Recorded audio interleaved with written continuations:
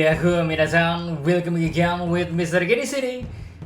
Jumpa lagi di pembahasan One Piece nih, Rek. Oke, menyambung dari chapter kemarin yang berjudul The Planetfall alias para Gorosei, sesepuh yang mulai menunjukkan aksinya di episode ini. So, berhubung udah pada full form ya, maka Mr. G bakal breakdown nih informasi soal yokai para Gorosei ini, Rek. Namun sebelum itu pastikan buat klik tombol like-nya terlebih dahulu ya. Semisal udah, maka kita langsung gaskan aja menuju kontennya, G. Let's go. Sanjay Garcia Sadon. Oke, pertama yang bisa kita bahas adalah Sanjay Garcia Sadon. Sosok yang pertama kali bergerak kayak gitu ini ya, serta wujud transformasinya. Selain dari itu, Saturn juga paling banyak menunjukkan kekuatan yang sangat beragam hingga detik ini. Saturn sendiri sudah kita ketahui sejak lama bahwa yokai yang jadi referensinya merupakan Gyuki atau punya nama lain Usioni. Di antara banyak versi ya, Usioni berbadan laba-laba dan berkepala kerbau merupakan perwujudan yang paling pas. Sejauh ini Saturn telah punya wujud transformasi baik secara hibrid maupun secara full rare. Untuk kekuatannya ini cukup nyebelin sih. Saturn dengan wujud yokai Usioni ini bisa dibilang nyaris gak tersentuh. Pertama, ia punya kemampuan seperti telekinesis. Kita perlu lihat lagi di chapter 1095. Ketika kedatangannya di hadapan para Isekai kru ya, Bonnie serta satelit Vegapunk, ia mampu menundukkan semuanya kecuali Luffy dengan Gear 5-nya. Entah apa kekuatan misterius ini, Rek, tapi mendefinisikan sementara sebagai kemampuan telekinesis maupun haki yang terlalu kuat juga bisa kok. Selanjutnya, Saturn punya kekuatan untuk sanggup melakukan regenerasi. Alhasil, mau sefatal apapun luka yang ia alami, sejauh ini mampu ia sembuhkan seperti semula. Bahkan, kemampuan Gear 5 Luffy yang udah bikin babak belur dan habis-habisannya, Saturn masih bisa pulih kembali serta lanjut ngasih perlawanan yang seperti apa ya? Dia gak terluka sama sekali. And last, Mr. K gak yakin ini semacam kekuatan dia atau semua Gorosei mampu melakukannya. Saturn bisa melakukan telepati serta melakukan ritual pemanggilan. Telepati ditunjukkan di chapter 1109, ia bisa menghubungi Gorosei lewat pikiran. Sedangkan ritual pemanggilan bisa kita lihat di chapter terbaru kemarin, Re. Nah, dilansir dari yokai.com, Usioni memang punya kecenderungan suka bekerja sama dengan yokai lain. Sehingga Mr. K rasa ya, kemampuan telepati dan ritual pemanggilan ini memang jadi bagian dari kekuatan Saturn sendiri. Dengan catatan, hanya berlaku ke yokai yang telah ia anggap sebagai rekan. Nah, selain dari kekuatan, dari sifat juga cocok banget, Re.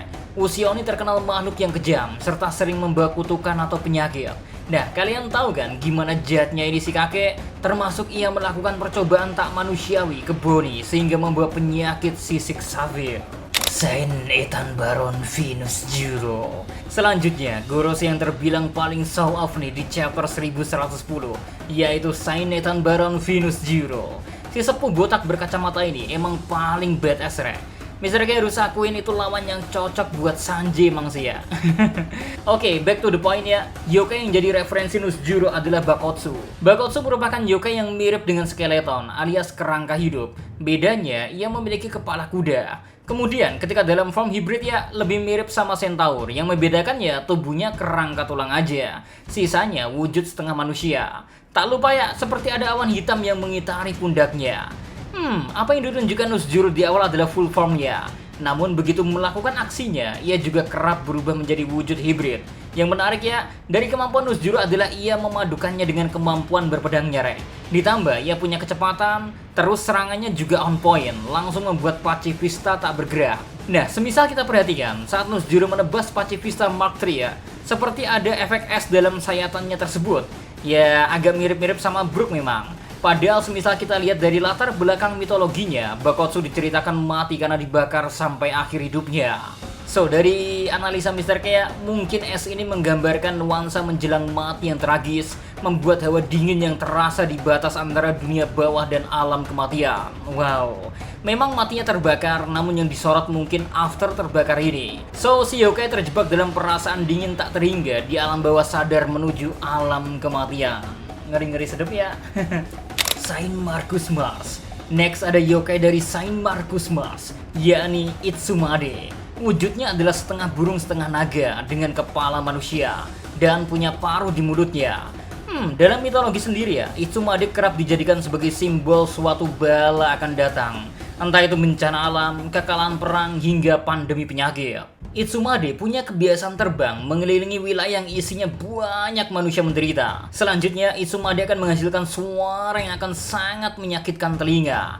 Jika Itsumade gak segera diusir atau dikalahkan, maka bencana parah bakal menimpa wilayah itu. Jika dilihat dari chapter terbaru kemarin ya, pas banget kan, Saint Mars langsung terbang ke atas Polycate. Tujuan terbangnya adalah untuk menerjang si Lepes. Namun masih gagal. Sepertinya kemampuan dia belum keluar sepenuhnya, Sebab berkaca dari mitologinya ya, seenggaknya Mr. K mengira ada kekuatan Mars yang berkaitan sama suara. Mungkin bakal jadi suara dengan frekuensi sangat tinggi, di mana saking tingginya ya akan menimbulkan kerusakan luar biasa bagi makhluk biasa yang mendengarnya. Terus ada kisah menarik lain soal mitologi Itsumade. Konon, di malam kemunculannya pada tahun 1334, Itsumade menimbulkan keresahan bagi masyarakat ibu kota. Alhasil, dari pihak kerajaan memanggil prajurit bernama Hiroari, yang mana ia dikenal sebagai pemanah ahli dan kerap jadi kunci kemenangan perang. Singkat cerita ya, Hiroari berhasil menembak Itsumade. Nah, apakah ini pertanda bahwa counter alami dari Mars adalah penembak jitu? Kebetulan kan SCP Crew punya yaitu God Usop. Mungkinkah Mars akan bayuan dengan Usop kelak? Mari kita nantikan aja ya, Saint Topman Warguri. Berikutnya kita beralih ke Saint Topman Warguri. Gorose yang satu ini punya perwujudan sebagai Houki, yakni monster berpenampilan babi hutan raksasa dengan 4 gading.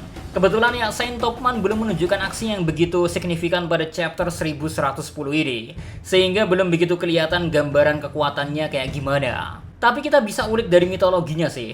Nah, dari berbagai sumber yang bisa kita cari, Houki ini agak berbeda, Jika sebelumnya kebanyakan dari mitologi Jepang, maka Houki ini berasal dari mitologi Cina, yang juga punya nama lain sebagai Fengxi. Beda sumber, beda penceritaan juga. Nah, dari Wikipedia ada 2 versi, Dengerin ya. Versi Huainanzi, Houki digambarkan sebagai monster yang kejam, di mana ia gemar menghancurkan desa, merusak pertanian, bahkan gak segan-segan membunuh banyak orang. Namun versi Jiao Si Yilin dan Lu Si Chunkyu mengatakan Houki sebagai dewa hujan Tiongkok kuno. Diyakini semisal keberadaannya muncul, maka diyakini akan datang hujan setelahnya. Maka dari itu ya, Houki disebut juga sebagai simbol kesuburan. Entah versi mana yang akan dipakai atau memadukan keduanya juga masih fine sih. Saint Warguri mengingat ia dari Gorosei pasti punya pemikiran yang jahat, kemudian ditambah kekuatan yang berkaitan sama hujan.